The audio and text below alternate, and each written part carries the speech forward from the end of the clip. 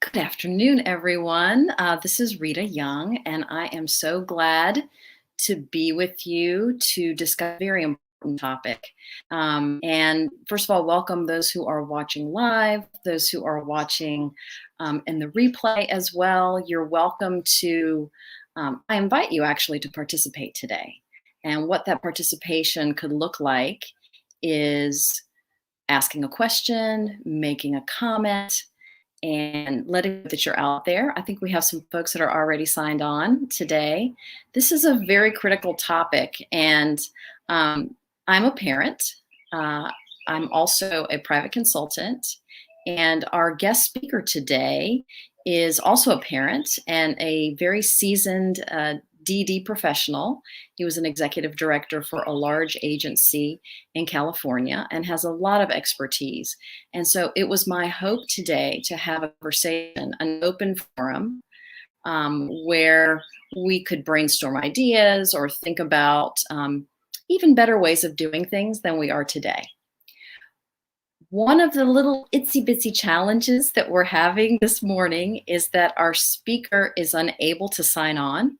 But wait, we're trying to figure out a way around this. So I've got on speaker, and so I'm going to introduce him in just a little bit. We'll see if that works. Hopefully it will, and you can hear him. Hopefully you can hear me as well. If it doesn't work, then what we'll do is I'll take your questions, your comments. We'll still go on with the conversation, and then I will connect with Jeff at another time. And we'll do a recorded session and then post it on this page. So whether that's Facebook and you're in my Real Talk with Rita Facebook page, or on YouTube, that's how we're going to do it today. Because, you know, we all have to roll with how technology works, right? So hopefully you can hear me and see me and let me know. Thank you. Okay, so Emily says hello. Shashed, I'm hoping I'm saying that correctly. Thank you so much for letting me know that you can hear me clearly. So a couple things. I invite you to participate when we start. The only ground rule that I have is just be kind to each other. We have some very different opinions on things, but that's really my only ground rule, is to be kind. Thank you, Tammy, for letting me know. Hey there, Rena.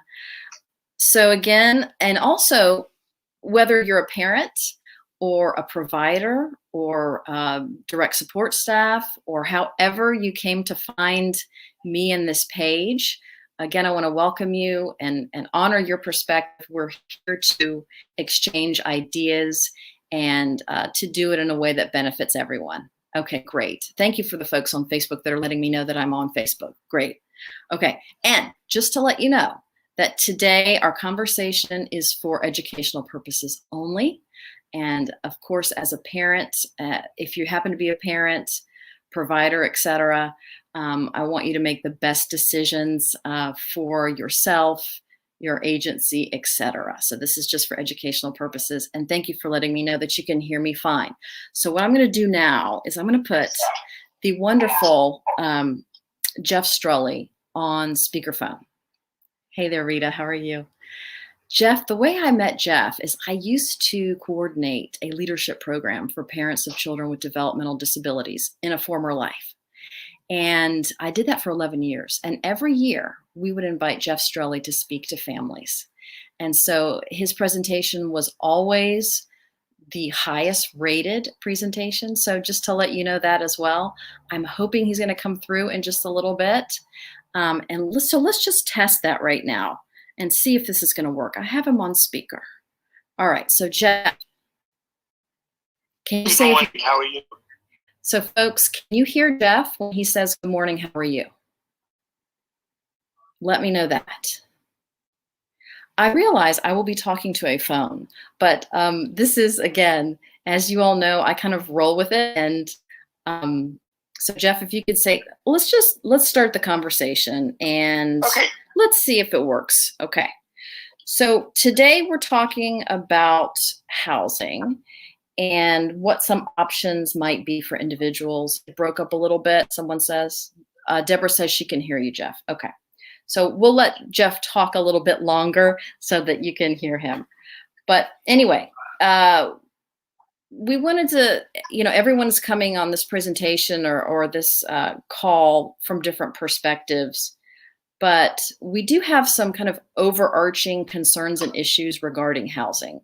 And so one of them might be just the difference between when we talk about support and housing. So Jeff, could you tell us a little bit about maybe what the differences from your perspective are, just to educate family members that might be listening as well? Sure. Thank you, Rita. I do apologize in the beginning for this method of communication, but unfortunately, I'm providing direct support to my youngest today, and I'm with only my cell phone, so I do apologize. The issue is real simple in my mind, and that's separating support, which is what does the person need to be successful? And support has to take on many different facets in terms of technology or people or times or a myriad of different things. Ask the question, what will make this person's life journey a successful one? Housing is, so where's the person living? And as you know, the system, and most systems are similar, but they're also very different, which is most systems will tell you we have independent living, or we have group homes, or we have adult foster care, or we have communities where groups of people with disabilities live, and they try to fit the person into what they have. And the direction that we have taken around the world these days is more of starting, of course, with the person, asking, okay, where does John want to live? He's 21 years old, he's left school, he wants to be on his own like his brothers and sisters, and now the question is, what will it take for that to happen? Now, when people say they want to live on their own, that may be true, that may not be true. You have to do good person-centered planning. You have to think about the question of what does it mean to be by your own. And then from there, you could design the supports that are required. Does this person need support 24 hours a day, 7 days a week? Does this person need support only at night, over the weekend, or what? And then you go into other questions like, not only when, but who should provide that support? What does it look like? Is that a friendly reminder, hey, take a shower? Or is that more around companionship and so forth? So when Rita put together this presentation today around housing, I think it's a much bigger issue. The other issue supported is, remember, in many cases, people with disabilities can own their own homes. And when you look at that issue, that may seem like a realistic idea. Or for other people, you go, I can't see it happening. But then you ask the further question of, in your state, how is affordable housing? How is housing for first-time buyers being thought about in your part of the world? And then how do we help people with disabilities access those options? So why don't I take a breath and maybe we could go on. Absolutely. So Jeff, so let us know, folks, and hello, Jackie, I see you're there. So let us know if you can hear Jeff, who was just talking about more of a personalized approach, person-centered approach, rather, to housing. So, again, are there, Jeff, restraints within government? You talked about accessible housing and connecting with the folks that handle that in each of our states. But are there other governmental constraints? So, in other words, does governmental, people are saying you sound fine. So that's great. Thank you, Claire. In terms of governments, are they more likely to support one type of housing model or program over another? Can you talk a little bit about that? Sure. During 60 Minutes this past weekend, a gentleman named Michael Lewis was talking about his new book, Premonition, around the pandemic that has hit all of us. And one of the remarks he made on 60 Minutes this weekend was that actually 7 different doctors had figured out there was a problem way before any of the organizations like CDC or the Institute or anyone else figured out there was a problem. And the reason I start with that is that sometimes, while government is very helpful for some things, they're not very helpful for other things, or they have complexity. So the issue is, most of the time, government comes up with models and tries to fit people into those models. The problem with models is that there's pros and cons of each one. Take adult foster care. Adult foster care is basically a model where we place people with disabilities with families. Between 1 and 3 people can go into a family. We give a stipend to the family. And for some people, that may actually work. However,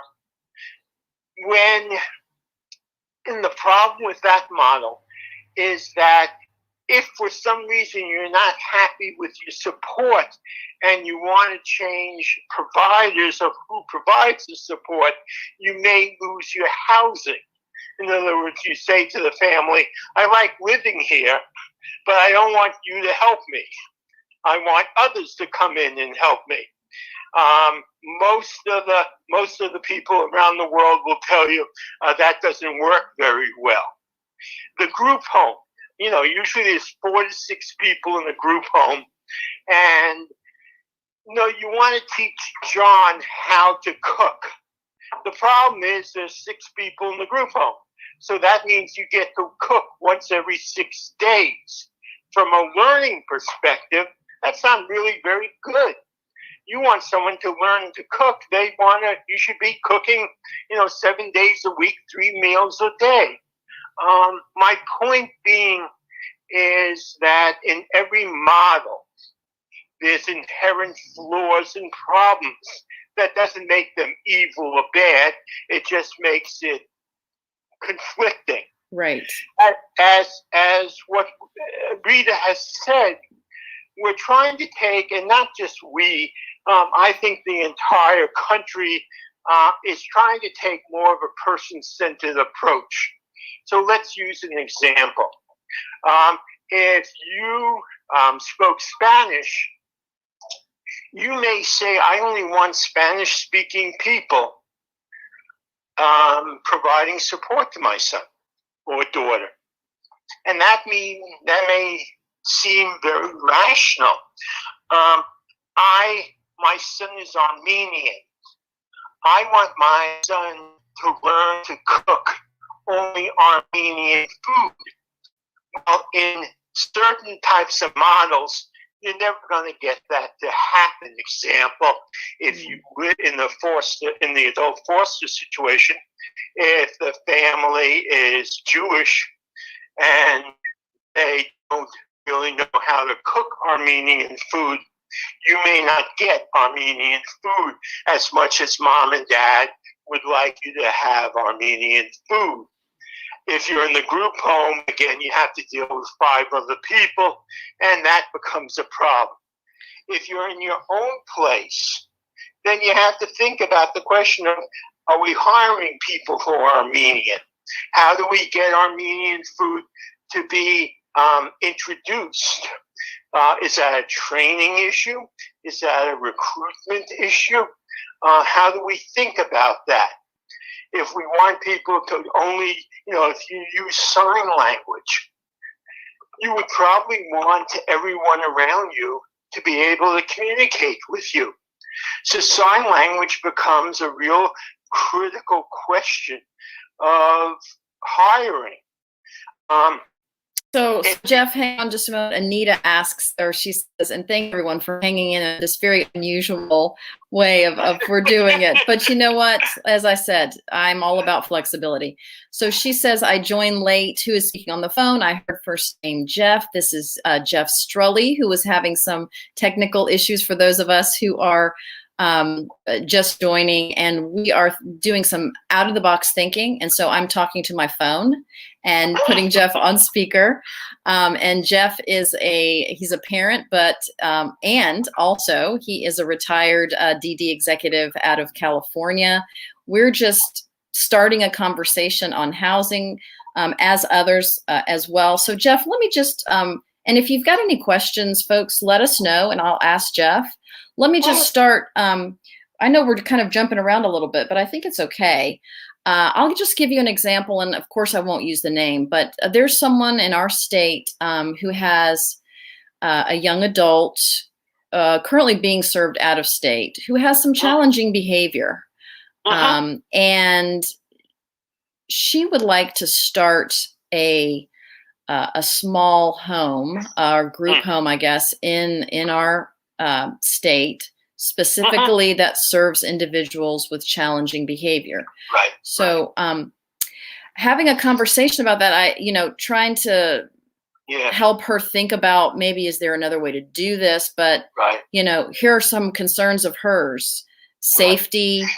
Would my son be isolated if he was in his own home? That kind of thing. So that's kind of a real life example. Can you help us think about that? Yeah. Sure. Yeah. As Rita just said, I retired about a year and a half ago after many years in the field. For the last 25 years, I have run an agency in Los Angeles that provided services to people with autism along the spectrum, but it also provided support to people with very high degrees of behavioral challenges. And we had, back in 1992, we had about 13 group homes. And it's not that it wasn't like anyone was bad or rotten or evil, but group homes were terrible. They really were. And there's lots of reasons for that. And then over the next few years, we changed. And currently, I think we provide 100 people with very challenging behaviors to live in their own places. Now, Rita raised a very important question.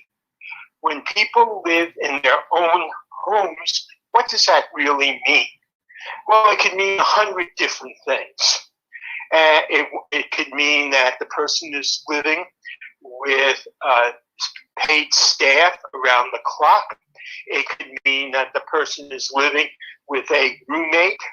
A roommate is defined as a non-disabled person who lives with a disabled person, so that disabled person can live in their own place. It could mean technology added to that, and I'd be happy to talk more about that if you want. But what we have learned over the last 27 years of doing this is when people have individualized and personalized supports, incidents of behavior go down dramatically. Psychotropic medication goes down. Exploitation, abuse, neglect, incidents of property destruction, self-injurious behavior, and alike go down dramatically. Now, if you're interested, there's a number of places you could go and check out anything I say by either reading evaluations or articles that have been written about this. But the real key issue here is you want to personalize things, you want to individualize things. But at the same time, you want to address exactly what Rita said. How do you stop isolation, loneliness? How do you ensure safety? And some of that is real tough.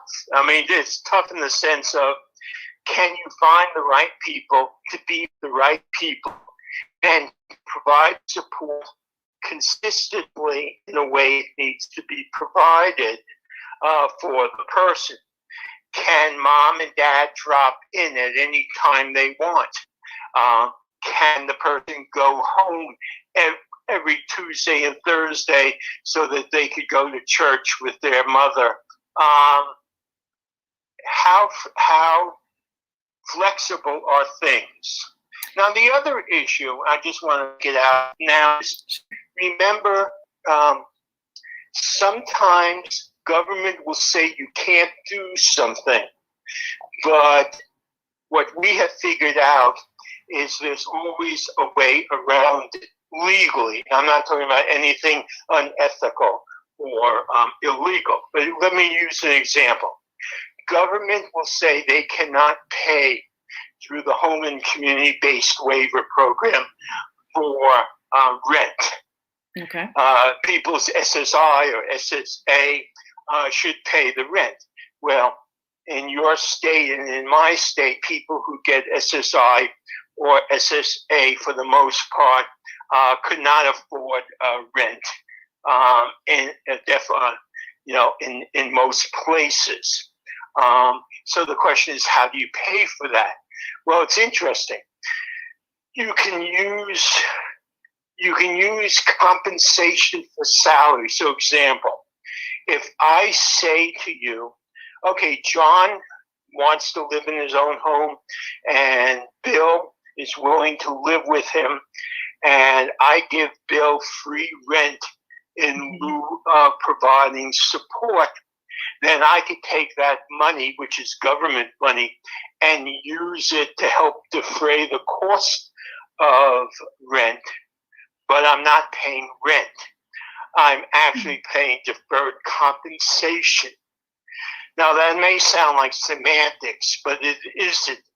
There are legal ways around ideas. My point only is, don't get caught into, well, we can't do that here because, or that doesn't happen in Atlanta, but it can happen in Los Angeles.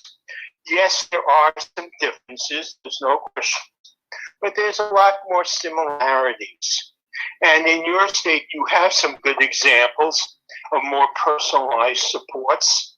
I believe there's an organization called Options. They're actually on. They're listening to they're on the conversation. Yeah, that has been trying to do individualized supports for a while now. And again, nothing is perfect. I mean, we all struggle. We all make errors. We all make mistakes. But the fact of the matter is that we're trying to figure this stuff out. And I know that sounds airy-fairy. I do apologize for that. But the truth of the matter is there's no cookbook. There is no cookbook. And I wish that, it's so challenging as a family member, because you're sort of presented with, here are the options, group home, living in your parents' home, kind of with bringing in supports, living in your own home. But then again, you have to be able to afford your own home. So there's multiple, I don't know, it's to me that you're saying that it can be done in California, where the cost of living is more expensive than it is here, although it's rising here as well. But, so as family members, and then again, Jeff, it's also as a family member, you just want to say, well, I've got 30 years into this, and now you're saying, okay, so my son or daughter can have their own home. So what's the amount of work that I have to put into that as well? And so, I mean, I'm just giving you the reality here. And I know, and Claire's asking a question.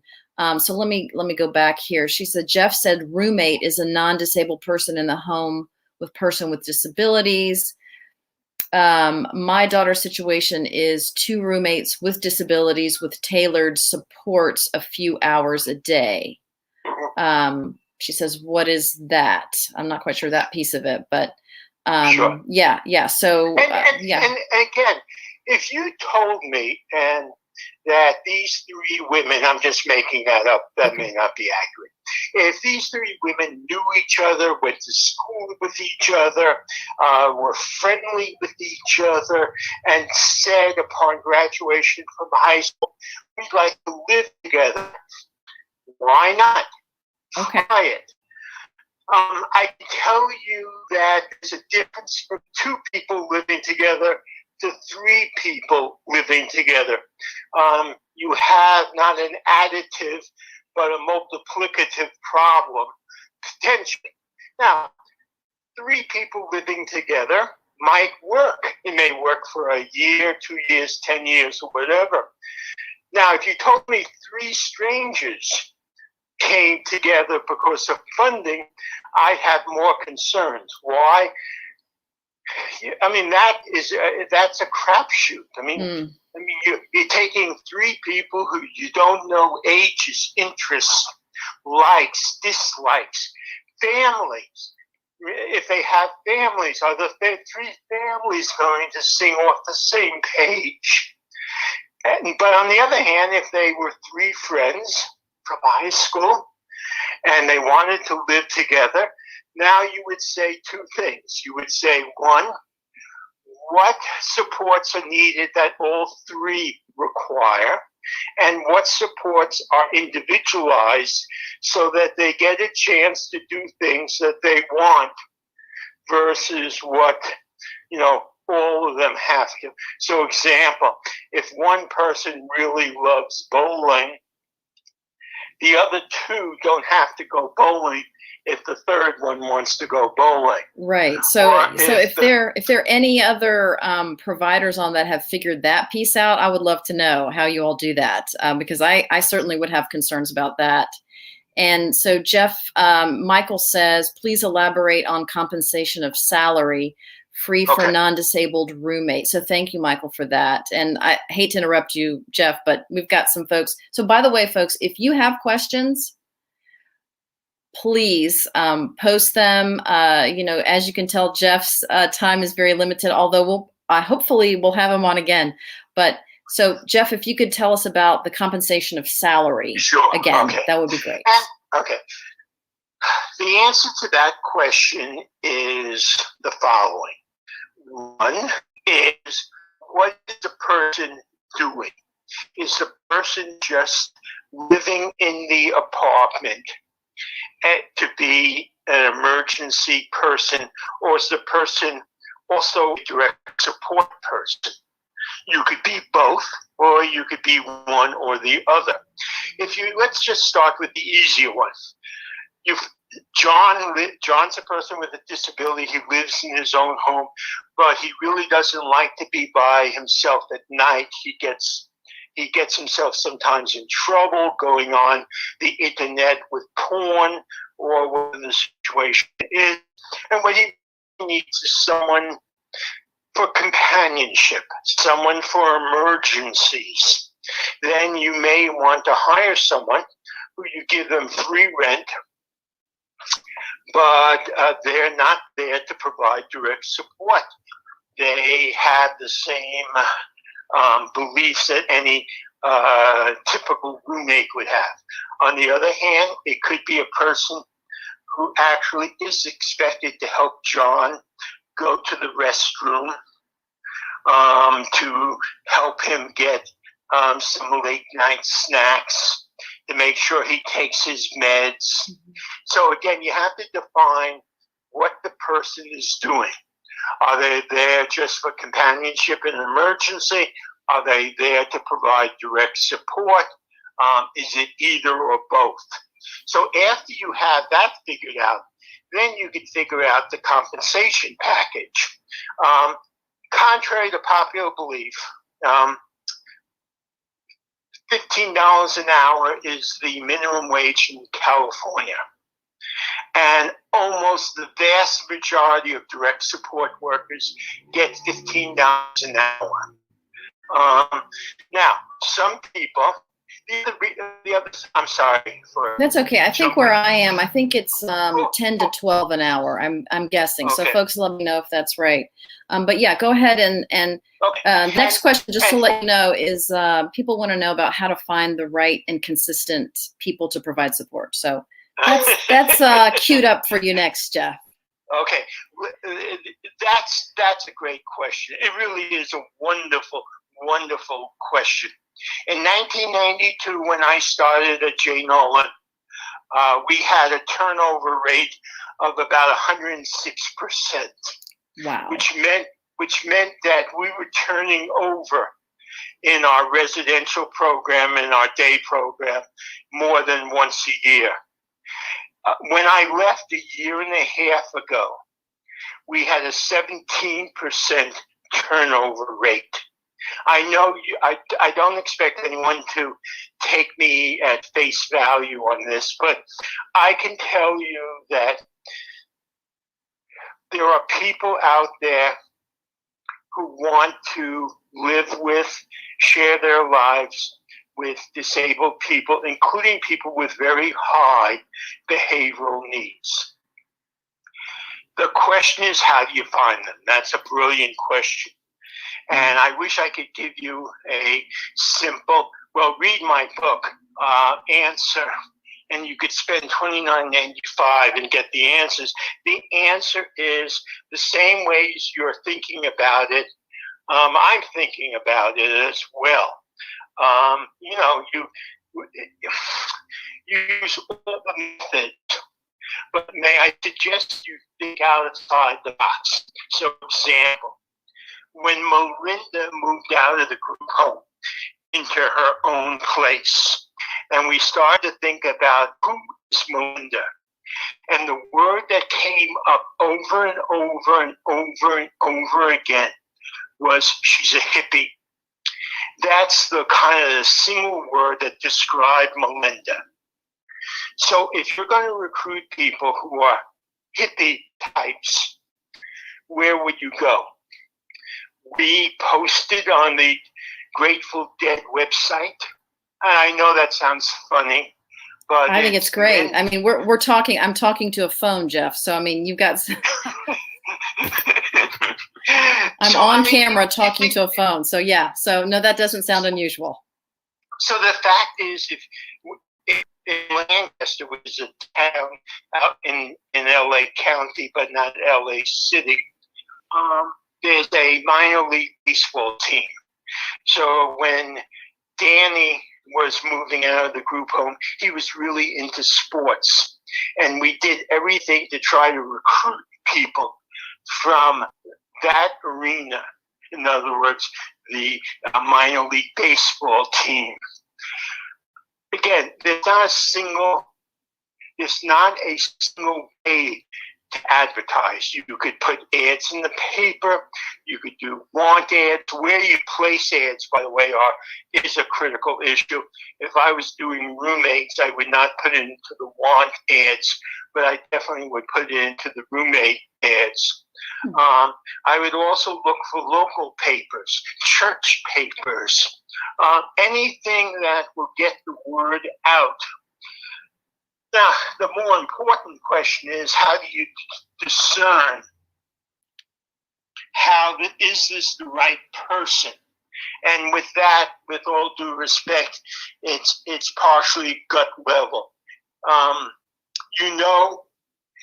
You can do training, you could do background checks, you could do hundreds of things like that, but you don't know who is going to be with whom for long periods of time.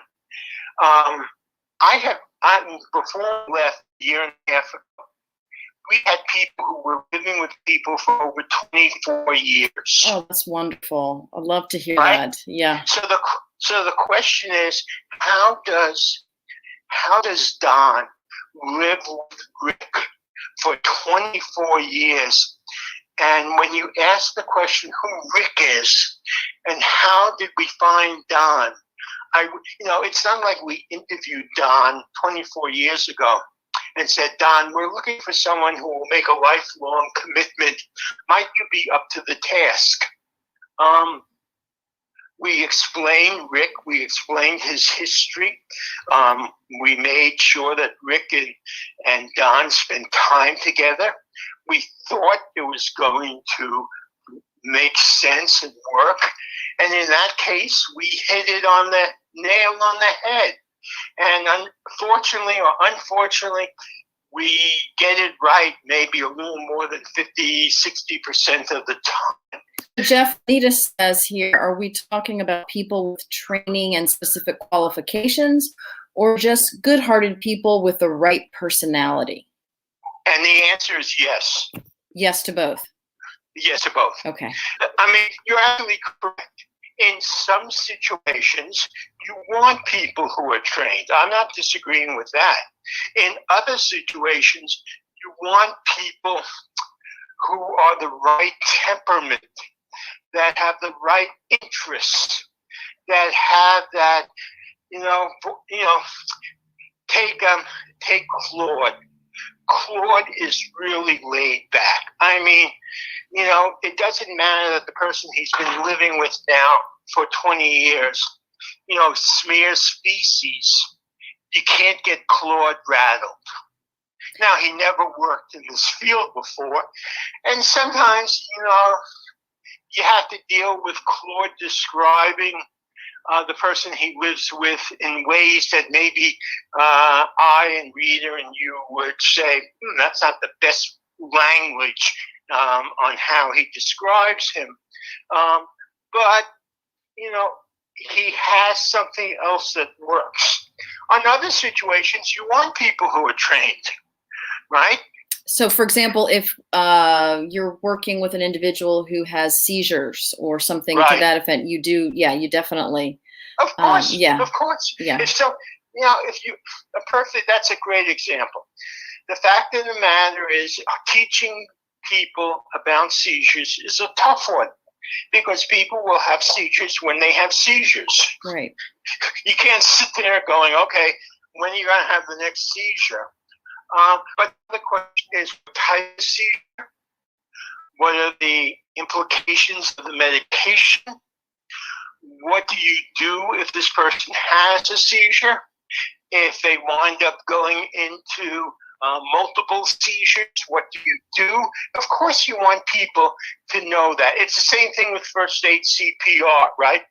You would hope everyone knows how to do CPR.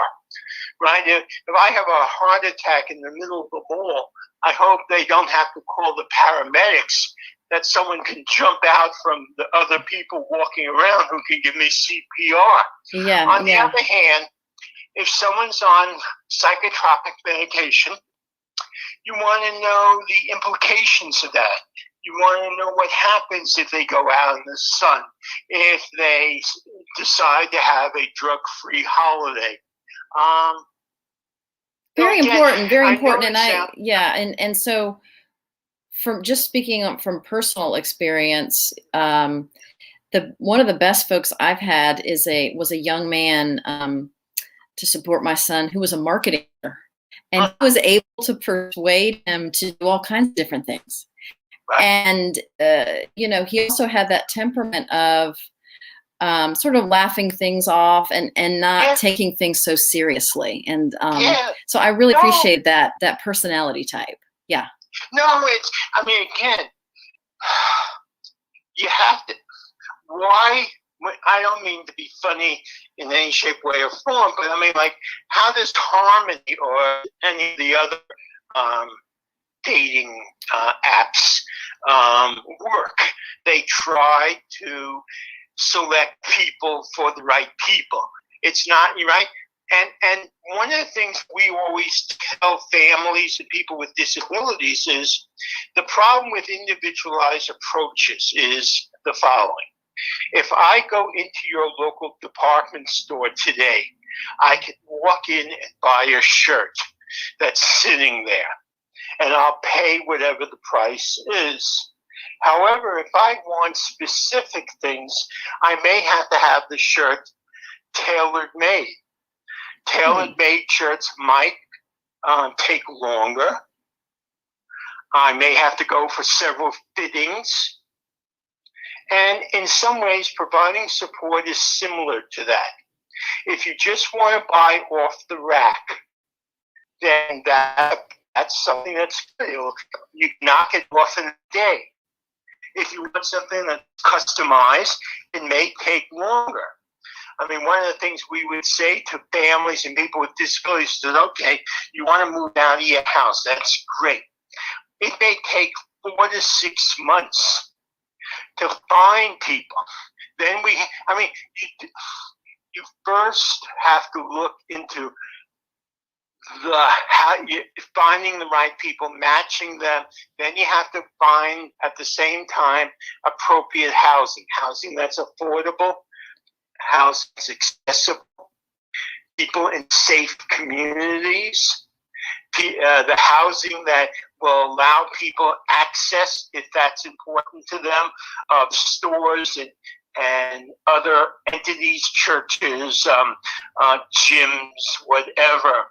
But for some people, they want to be out in the country. They want to have cows and horses and goats and so forth. And, then you would have to look in that area. Well, thank God we have LA County, which both has ranches on one end and very downtown stuff in another end. Now, of course, if you're going to be downtown, you have to be thoughtful. Okay, is this a crime-filled neighborhood? Is will the police say this is an okay area? If it's a marginal area and people really want to live there because of the prices and so forth, how do you do the best you can to protect people? So there's just so much to consider, Jeff. There's so much. Sure. Yeah. Rita, you know this as well as I do, is that, again, there are so many things. Now, for some families, that issue is why they choose the alternative, the group situation. They either don't want to think about it, or they're getting older. They have advocated for 30 years, and they're tired. And that's one of the reasons why I would say to families of young children, now's the time to start thinking about, you have a 4-year-old, and I would now start thinking about things like circle of friends, inclusion, connections in neighborhoods, and thousands of other issues, because now's the time to start thinking about planning for. And also saving for housing, for purchase potential housing, or is it down payment, or et cetera. Right. Yeah. Sure. So, yeah. Now, the other piece is, let's say, we have a family that have 3 kids. The 2 older kids have moved out. Mom and dad has assisted them with a down payment in their home. Will mom and dad be willing to put the same down payment they did for their first 2 children for their 3rd child with a disability? If that's the case, then what do families have to do to prepare for that?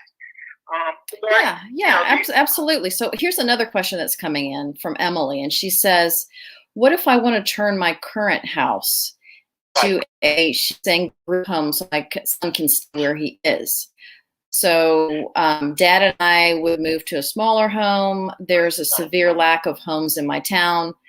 How do I find a provider? So that begs a good question. So say you have a situation that's workable as a family. Right. How do you find people to provide the oversight, or do you provide the oversight?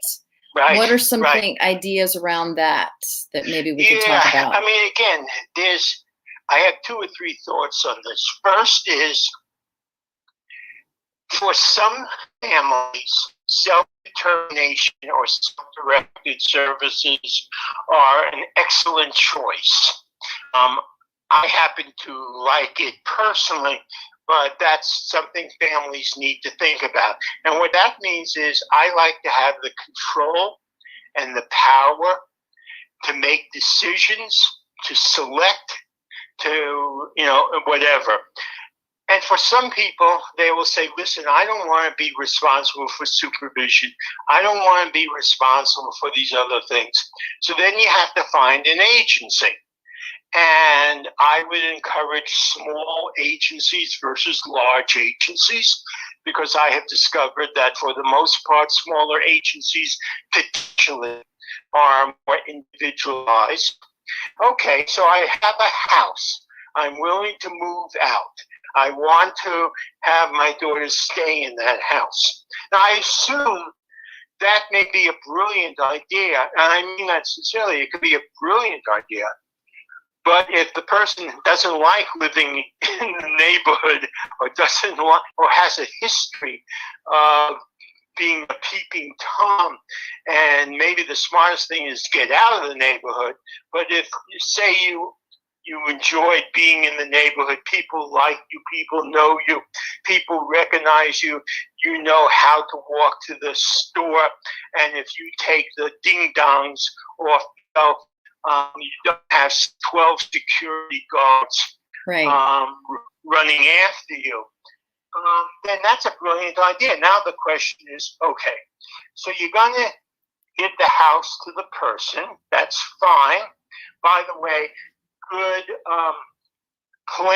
families have to do good estate planning, because you want to make sure that when the person with a disability passes away, government doesn't come in and take your assets to pay back for the Medicaid that they have put out for years now. But there's good ways to do that as well. But the fact of the matter is, okay, I'm going to live in my own home. Now, do I want to run this? Do I want to use a local agency? I go to the local agency, and they go, okay, we can work with you. Now the question is, do they have the history of working on more individualized, or is this the first time they're willing to look into it? If it's the first time, you want to make sure that there's an understanding that regarding a whole bunch of things. And say you have to compromise. I mean, the reality is there are compromises in this world. I would suggest you never sell out, but you should be willing to compromise. If you're going to compromise and they say, listen, we need to put one other person in this home with your daughter and the person with a disability, then you say, fine. But here are some indicators. They have to get to know each other. We have to make sure that they have similarities. We have to make sure it will make sense. And by the way, if they're going to share staff, how do we make decisions? Because if we hire staff who the new person loves and the family loves, but the person who lives in the house doesn't love, how do we deal with that, potential problem? Also, the fact is, again, if maybe the house is paid for, and this is a wonderful asset. On the other hand, if you leave a home for someone and the rent is $2,000 plus a month, then you have to say, is this the right thing for a 21-year-old to get a mortgage of $2,000, especially when he or she may not be working? Right. So Emily says, and Emily, I can connect you with someone in our area, meaning Metro Atlanta area. So that is doing something similar to what you're one of doing. She's self-directing, and she says it will accommodate 2 other disabled people. And Jeff is saying there's other ways of doing that as well, in terms of individuals who maybe don't have disabilities living in the home. So kind of opening up our minds to what it could look like. I mean, I think there are many paths, but as parents, it's important, at least from my perspective, that it's what my sons want. It's not what I want, or so so it's, again, very person-centered. No, and Rita, Yeah. I think you hit upon a critical issue. One is the toughest thing for those of us who are parents is to let go. And the fact is, I'm not suggesting we throw a baby out of the airplane at 33,000 feet and hope the kid can learn to fly in the next 33,000 feet. But the fact of the matter is sometimes we have to realize our sons and daughters have different thinking than ours. Now, this is even more complex when people don't have a good communication system or not a reliable communication system. How do we know? And then trying to figure out, okay, what would they like? What would they want? Would they want people who are in their 60s supporting them when they're 21? On the other hand, if I was 50 years old and there was a 60-year-old person that was going to provide support to me, maybe that's a good idea. But again, you have to keep thinking about this, and that's the critical issue, and that's why what you're doing, Rita, makes a lot of sense to me. Is you're providing information to people. The problem is most of us know the words group home, sheltered workshop, supportive employment, whatever it might be, because we've learned those words. And there's a new language, and the language is really around person-centered, individualized, personalized supports, and trying to understand that and what it means, what it looks like. If you told me, if Emily said, my daughter has 3 siblings who all live within 15 minutes of the house, they're going to be around 2, because the best way of showing quality is having people look in. And I don't mean come in with a checklist, but to drop in, to be invited over for dinner, right. To just drop in and say, hey, listen, I have your mail, or whatever the situation might be. If there's a family involved, that would be great.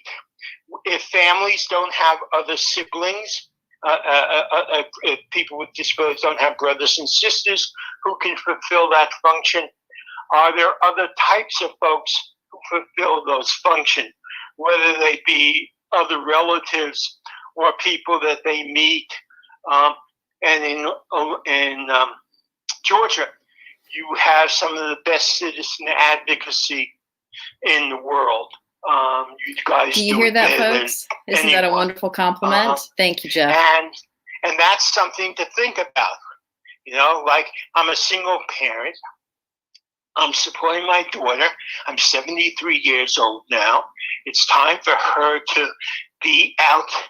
But at the same time, there's no one else. Right. And what happens when I'm dead? That is the scariest question. That is really the scariest question that we could ask, but it's something that we do need to talk about. And I certainly don't have it all figured out for myself personally, so I don't ever want to come across as, I still, am thinking this through. But we do need to have that conversation. So folks, our time together is coming to an end. Do you have any last minute? First of all, I want to thank the 60 plus folks that have stayed with me while I am talking to a phone on camera. So thank you so much for doing that. Would love to try this again, and maybe Jeff on your time frame. So it's when you're not, I can do something in the evening when it's more convenient for you, Jeff, if that's something that so anyway, give me some feedback, folks. Do you like this? Do you want me to do more of this? Is this is this conversation important to you? Again, it's a little unorthodox with the way we're doing it here, but we still made it. We made it work, Jeff. It worked fine. So, I thank you, Rita, for your flexibility, and I do apologize to your colleagues and friends. Look, you have some of the best people in the world who think about people with disabilities in your state. And I mean that sincerely. And therefore, it seems to me that the idea of continuing to learn, to think about, to figure out what makes sense, I would definitely pursue that. And I think that the virtual way may be the correct avenue for folks. Yeah, and so folks are saying, Jeff, thank you. Please do more sessions. Thank you. They're saying, please do more sessions like this. They're thanking you for your time. Deb says, this is great. Please do this again. Bruce Farrow, although I think that is Louise Farrow, says, yes, this is very important. Jane says, sustainability of a private self-direct home is an issue for aging parents, and we could certainly have a whole conversation around that too, maybe the next time. And Laura Marcus says, who are the best people in Atlanta? Laura, I have some ideas for you depending on what you're looking for. And Heidi Fernandez says, yes, more sessions. Thank you, Heidi, for that. And if there are other topics you want me to pursue, this topic of housing, I think, could be an ongoing conversation. So Jeff, would love to have you back on again, and just to do some brainstorming. Any time. And there are wonderful people around the country who have thought about housing when you want, that you may want to think about as well. And I wish you all the best, and you guys take care of yourselves. Well, Jeff, thank you so much. I know that you're off to your busy day, but thank you for joining us in the early morning. Well, it is what? It's about 10 o'clock there, right? 10 a.m. It is. We do have a different clock than you guys. Anyway, thank you, Rita. You take care. No, thank you so much. All right, take care, Jeff. All right, bye-bye. Okay, everyone. Again, I want to thank you for your participation. Thank you for listening under this highly unusual situation with our technology. I would love to continue having these kinds of conversations. If you have any questions or have other ideas for topics that you would like to see, I'm going to put, I think the folks on YouTube will be able to see this.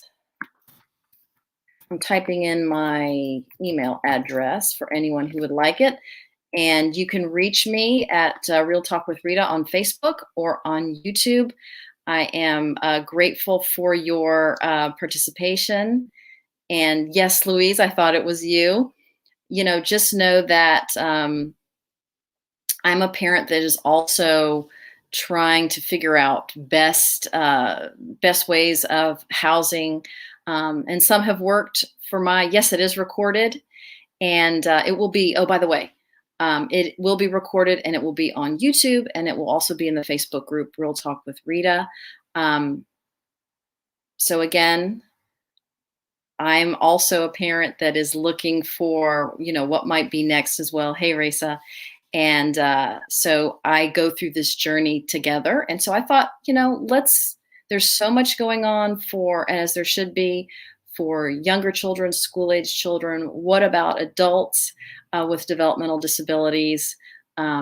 Let's walk this journey together. Thank you for being a part of this community. And I will be in touch. Take care.